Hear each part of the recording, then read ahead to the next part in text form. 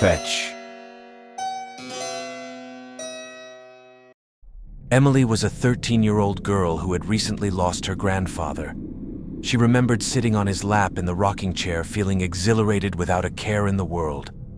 Now she has an emptiness inside, a void that nothing seemed to fill. Her friend Lucy often walked home from school with her, trying to cheer her up. One day, while walking through a narrow alley, they heard whimpering. "Do you hear that?" Emily asked, stopping in her tracks. "Yeah, sounds like it's coming from over there." Lucy pointed towards a dark corner. They approached cautiously and found a small Jack Russell Terrier being mistreated by an old man. The sight was heart-wrenching. Emily's eyes filled with tears.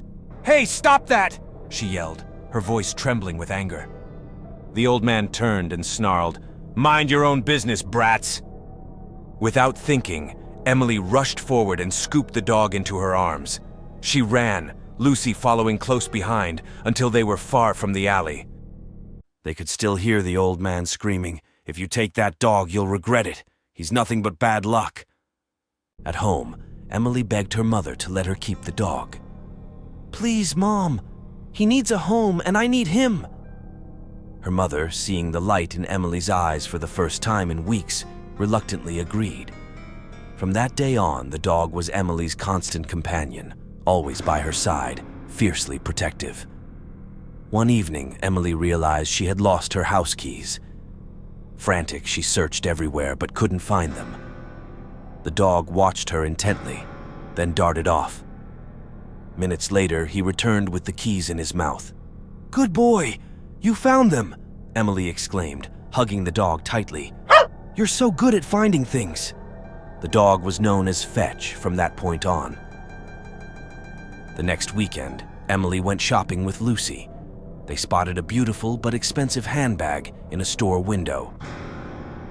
"I wish I could buy that handbag," Emily sighed wistfully. The following morning, the handbag was on her bed. Confused but delighted, Emily didn't question her luck. On her way home from school, Emily encountered Sarah, the school bully. Sarah noticed Emily's new bag and sneered, "Did you get that at a secondhand store?" Then she shoved Emily to the ground. Fetch barked ferociously, but Sarah just laughed and walked away. That evening, while playing ball with Fetch, Emily muttered, "I wish she would die." The next day, the school was abuzz with news. Sarah's decapitated body had been found, her head missing. Emily felt a cold chill as she remembered her wish. When she returned home, she found Fetch in the backyard, proudly holding Sarah's head. Terrified, Emily buried the head in the backyard and tried to forget what had happened.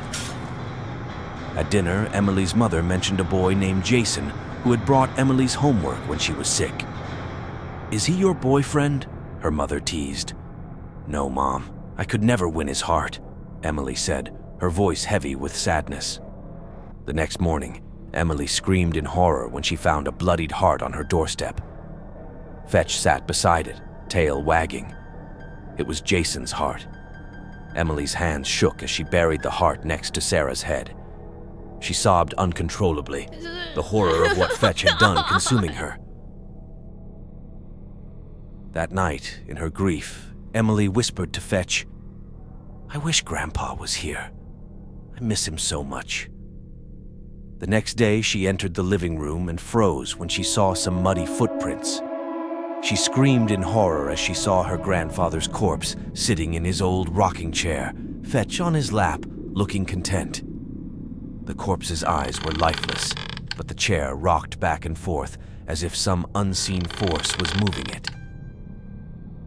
Emily knew she had to end this nightmare. She took Fetch to the old cemetery where her grandfather was buried. She dug a deep hole near his grave, tears streaming down her face. "I'm sorry, Fetch. I love you, but this has to stop," she whispered, her voice breaking. As she laid Fetch in the hole, the dog looked up at her with trusting eyes. She covered him with dirt, each shovel full feeling like a dagger to her heart. With a final sob, Emily finished burying Fetch. Emily sat by the grave, the night air cold and still. She felt an eerie calmness wash over her. It was over. Fetch was gone, and with him, the darkness that had plagued her life. But as she stood to leave, she heard a faint, familiar bark echo through the cemetery. Emily's blood ran cold. She turned, her eyes scanning the shadows. Fetch was gone, but something told her the darkness wasn't done with her yet. Fetch had found her, and this time, there was no letting go.